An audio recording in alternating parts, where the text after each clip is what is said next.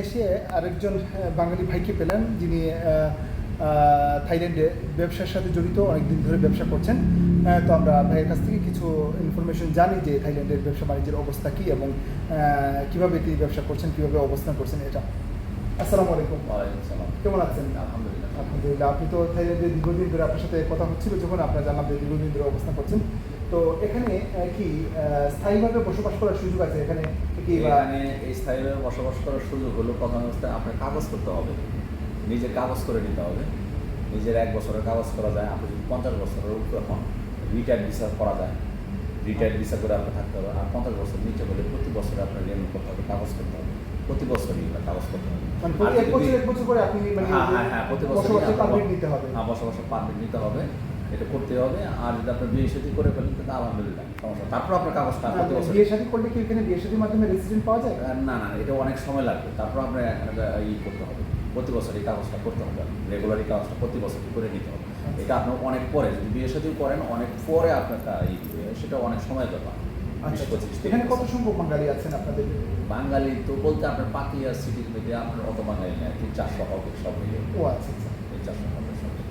আর এমনিতে ওখানে ব্যবসার সাথে জড়িত কত লোক আছেন?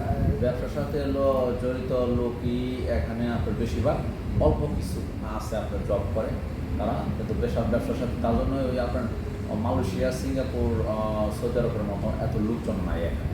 কারণ হলো জবের এইটা খুব সীমিত, যারা করে তারা একটু ব্যবসাটাই করে। আচ্ছা আচ্ছা, তাহলে এখানে কোনো ব্যবসার ওনারশিপ কি নেওয়া যায়? চাইলে কি কেউ নিতে পারে? হ্যাঁ, নিতে পারবেন, কাগজ করে আপনার লয়ারের সাথে যোগাযোগ করে আপনার ব্যবসাটা করতে হবে। এখানে মনে করেন একটা মিড লেভেলের বা একটা মানে প্রাইমারি লেভেলের একটা ব্যবসা স্টার্ট করতে কত টাকা মিনিমাম আপনার 1 কোটি হলে বেটার। 1 কোটি হলে বেটার। 1 কোটি যদি কেউ বাংলা টাকা 1 কোটি বিনিয়োগ করে তাহলে তার রিটার্নটা কেমন? রিটার্ন এটা সময়ের ব্যাপার, কারণ ব্যবসা ইনভেস্ট করলে তো সাথে সাথে আমার রিটার্নের সুযোগটা একটু কম থাকবে। হ্যাঁ, আস্তে আস্তে বুঝতে হবে আপনার। সবচেয়ে বেটার হয় আমার জানার মতো আপনি এখানে অবস্থান করেন, মিনিমাম 1 বছর অবস্থান করেন, তারপর আপনার বিজনেস করবেন, কী বিজনেস করবেন, কোথায় অবস্থান করবেন, কত টাকা আপনার খাটাবেন, সেটা আপনার পার্সোনাল ব্যাপার। তবে 1 বছর আপনার রেগুলার আসা যাওয়া এবং কিছু সময় ধরে আপনার থাকা এখানে থাকতে হবে। এমনি টুরিস্টে আসেন 2 মাস 3 মাসের যে ভিসাটা দেয় সেখানে আপনার 2 মাস থাকেন, আবারও পরে যায়, আবারও পরে এসে আবার 2 মাস থাকেন। তখন আপনার চোখ কান খোলা যাবে যে আপনার আসলে এখানে কী অবস্থান আছে, কোন অবস্থান আছে এবং কীভাবে কোন ব্যবসাটা করলে ভালো হয় সেটা। আচ্ছা, কিন্তু একটা ব্যাপার যে অনেক সময় আমরা দেখি যে ঢাকা থেকে বা বাংলাদেশ থেকে প্রোডাক্টগুলো এখান থেকে পারচেজ করে নিয়ে যায়। এটা হলো ব্যাংককে পাতনা এমবিকে মার্কেট, ওইখানে আসেন, ওইখান থেকে মূলত এইসব কী করে না। এটা কি মানে ঢাকার থেকে এখানে প্রোডাক্টগুলোর কস্ট প্রাইস কি সস্তা? এখানে যে প্রাইসটা আছে কস্টলি হবে তো অবশ্যই, এটা অবশ্যই অরিজিনাল এবং এটা বাংলাদেশে নিয়ে গেলে ওই অনুযায়ী রেটটা বসিয়ে তো এটা বিক্রি করবে, লাভ তো ছাড়া তো কেউ ব্যবসা করবে। হ্যাঁ, এক্স্যাক্টলি।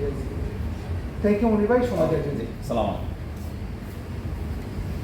কালকে সকালে দর্শক, আমরা এতক্ষণ একজন ব্যবসায়ীর সাথে কথা বললাম, যিনি এখানের ব্যবসার সম্ভাবনা এবং ব্যবসার নানা দিক সম্পর্কে আমাদের জানালেন।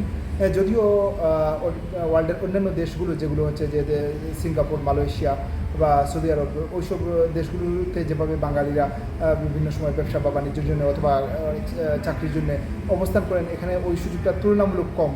তারপরও অল্প সংখ্যক বাঙালি লোকজন আছেন, দেখলাম বিভিন্ন সময় ব্যবসা করছেন। এবং আমরা যেখানে বসে আছি এটাই একটা বাঙালি লোকের দোকান এবং তিনি এখানে প্রায় দীর্ঘ 18 বছর ধরে ব্যবসা করছেন। সেন্ট্রাল পাতায়া থেকে আহমদ শামসুদ্দিন।